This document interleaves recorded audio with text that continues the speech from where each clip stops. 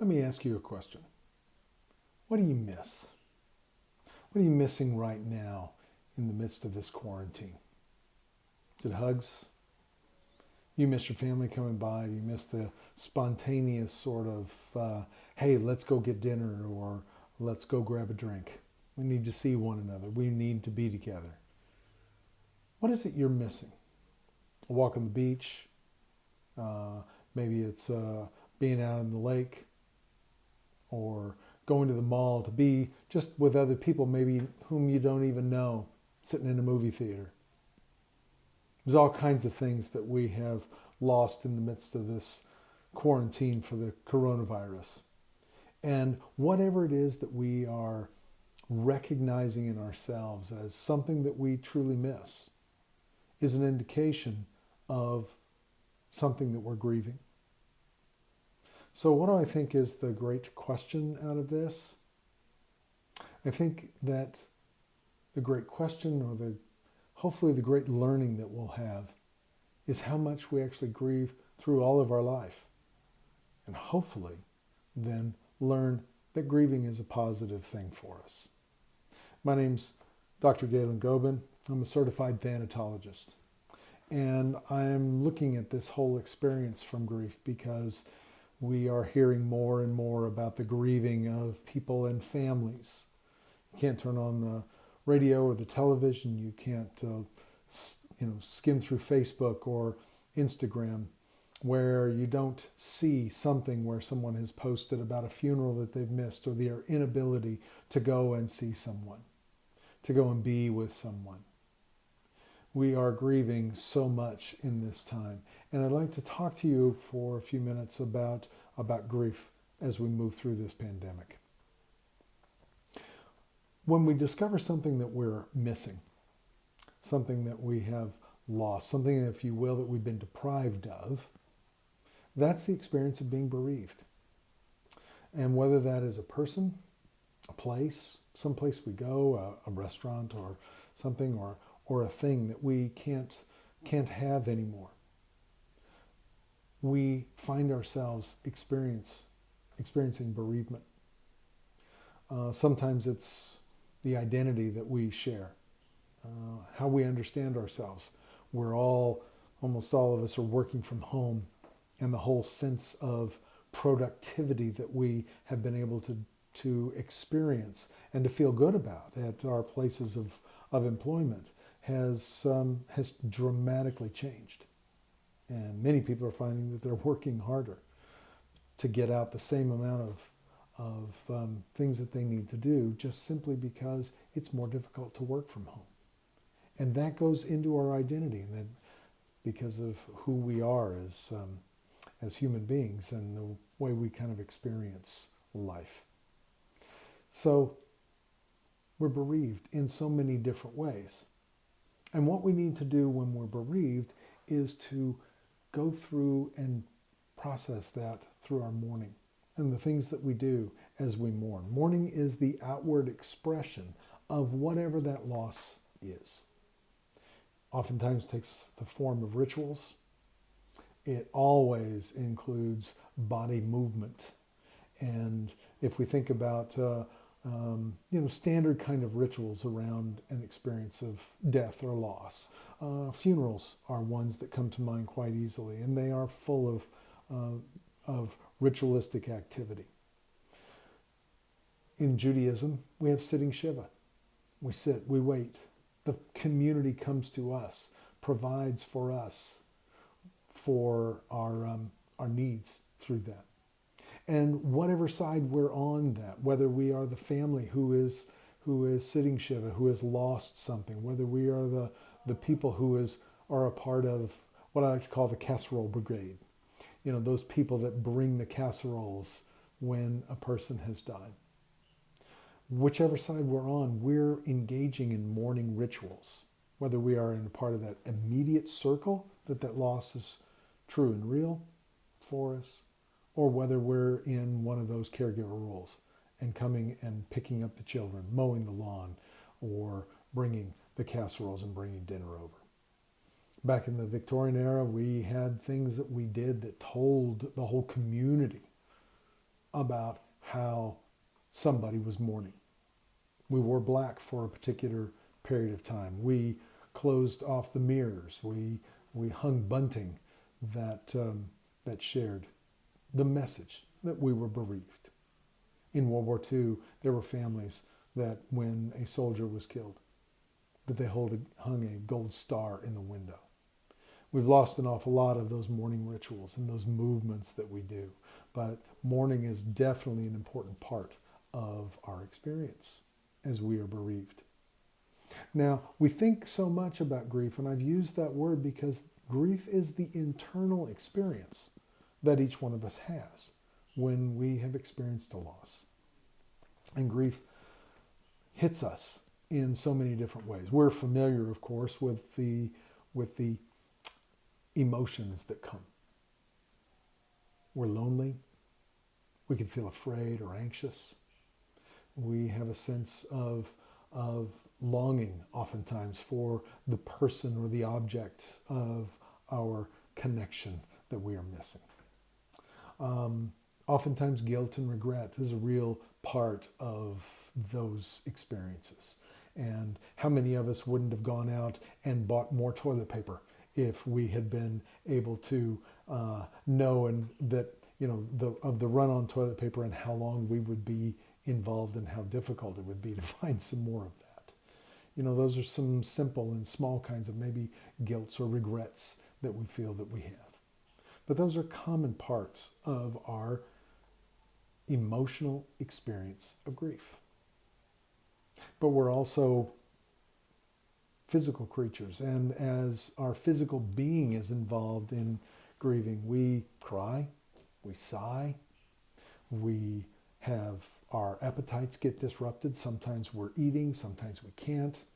Our sleep patterns get changed, and we have to adjust to that, and we have to get up the next day and kind of manage the way through our day, feeling tired and struggling for that day.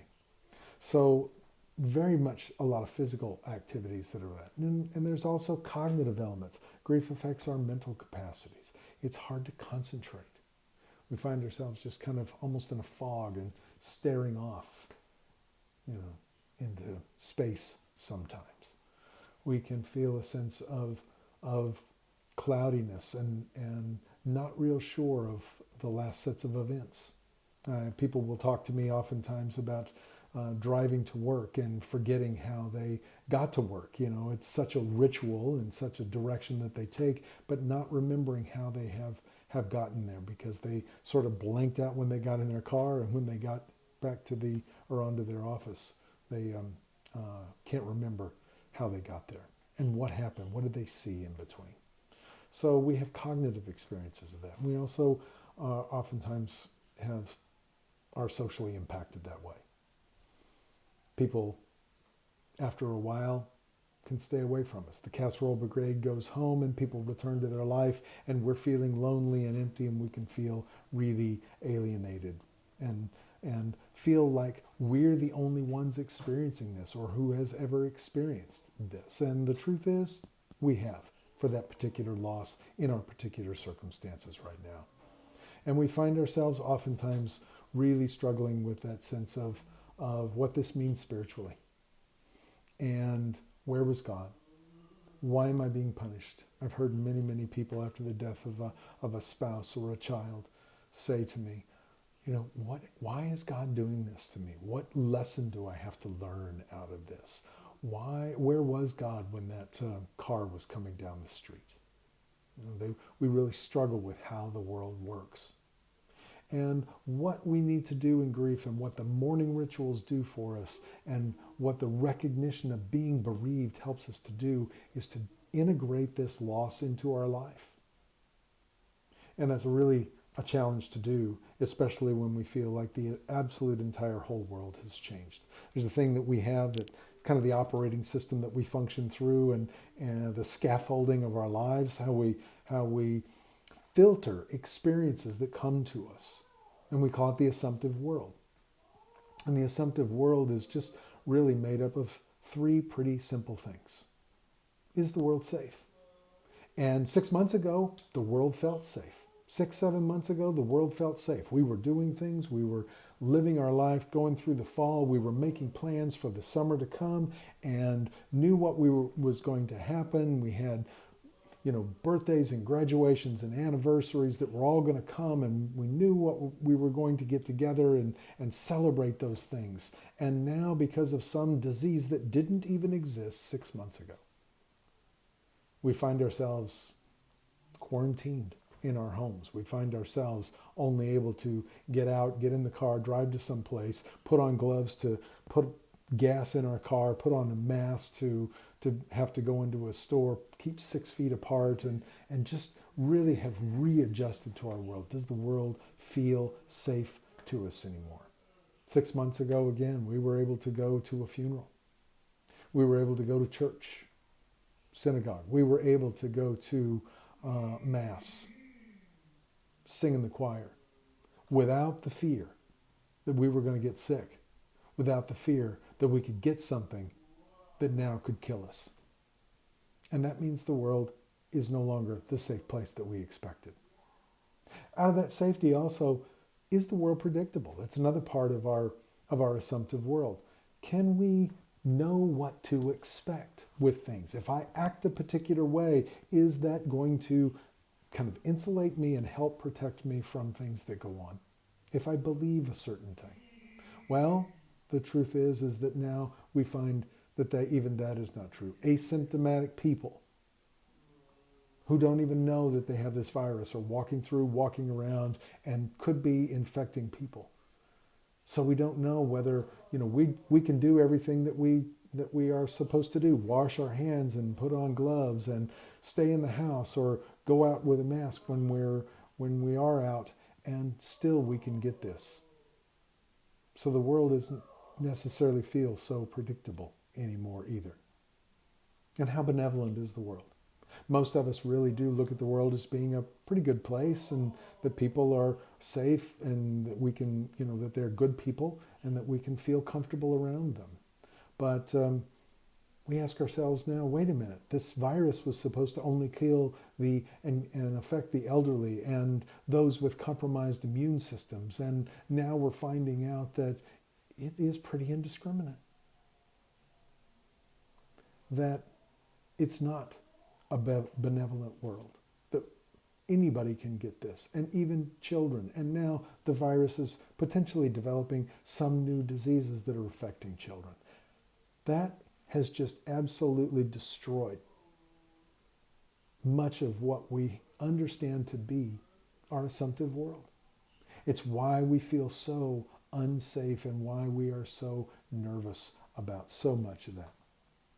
Because what's happened when the virus happened, and then we got quarantined, and we started knowing people getting sick, and we started hearing about people dying, and the massive numbers of that, we got tossed into a wilderness that we have no idea the pathway through. We keep wanting to get back to normal, and we keep talking about opening up and wanting to be normal again. And the truth is that there is not any more normal out there for us. Normal is going to be something that we have to learn our way through and to journey our way through. And we of us who are faithful people know and understand life as a journey. But as we learn to grieve, we can learn also that as we move through this wilderness, that grieving is the process that will help us go through and help us to go through in a real healthy manner. It's a stance almost that we take in the wilderness. We kind of find ourselves looking around at the flotsam and jetsam of the world, looking around at the craziness and trying to pick up things that will now be, helpful for us as we do go forward. And as we grieve what we have lost, as we mourn and provide those rituals and go through those things when we're ready to do those again, then grieving will give us a stance from which to move through this wilderness, and a stance in which to view really the presence of God with us. Because God promises us to never be alone. I encourage you to go and look at the Psalms of lament. Look at Job and see what he does in that place. And look what the Psalms of lament do and say. They accuse God of not being there.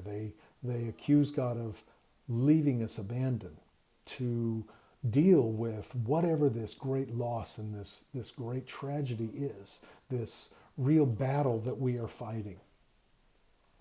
And we can struggle with that. But the lament allows us to complain and to say to God, you are not doing what you promised us to do.